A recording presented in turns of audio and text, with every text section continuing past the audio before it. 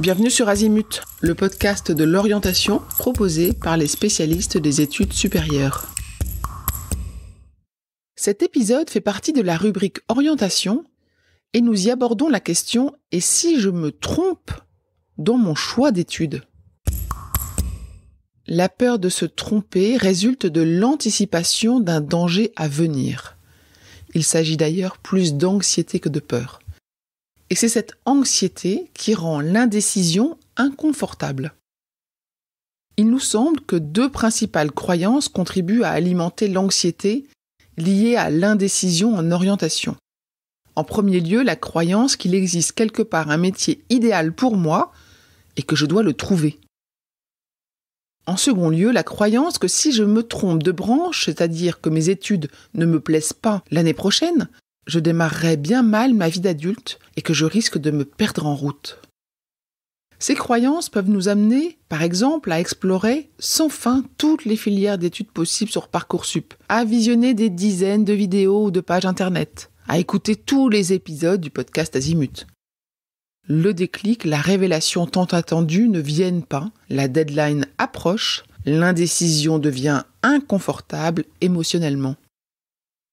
Bien évidemment, ces croyances sont tout autant celles de nos enfants que celles des parents. De plus, en tant que parents et éducateurs, nous avons tendance à souhaiter pour nos enfants une vie calme et sans tempête, les empêchant ainsi d'entrer en relation avec la possibilité d'échouer et surtout d'expérimenter. Ce faisant, les parents enlèvent à leurs enfants la possibilité de se connecter à leurs ressources pour surmonter leurs difficultés.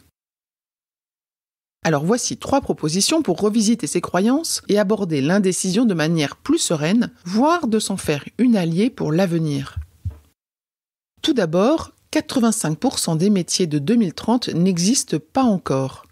Donc rechercher le métier idéal, cela pourrait ressembler à chercher un noyer du Brésil dans la forêt amazonienne.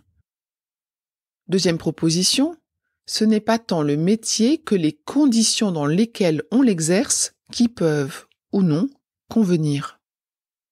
Si le métier de jardinier pourrait plaire à un jeune, il pourrait l'exercer pour son propre compte, ou alors au château de Versailles ou au jardin du cœur. Le métier idéal n'existe pas. Il y a par contre des conditions, un terrain plus ou moins favorable à l'épanouissement professionnel. Troisième proposition, s'informer sur les réorientations possibles auprès de l'école ou de l'université, échanger avec des adultes, des étudiants de son entourage qui se sont réorientés dans leurs études ou professionnellement, et enfin s'informer sur les voies alternatives. Quelques exemples. Partir à l'étranger, faire une mission de service civique, travailler en CDD ou en intérim. Le danger semble alors moins grand et vous prenez confiance en votre capacité à trouver des solutions et à faire germer de nouveaux possibles. Pour finir, disons-nous que nous sommes comme des arbres. On ne pousse pas mieux quand on va tout droit, on pousse juste différemment. Retrouvez d'autres épisodes sur l'orientation dans ce podcast. Cet épisode est terminé. À bientôt sur Azimut.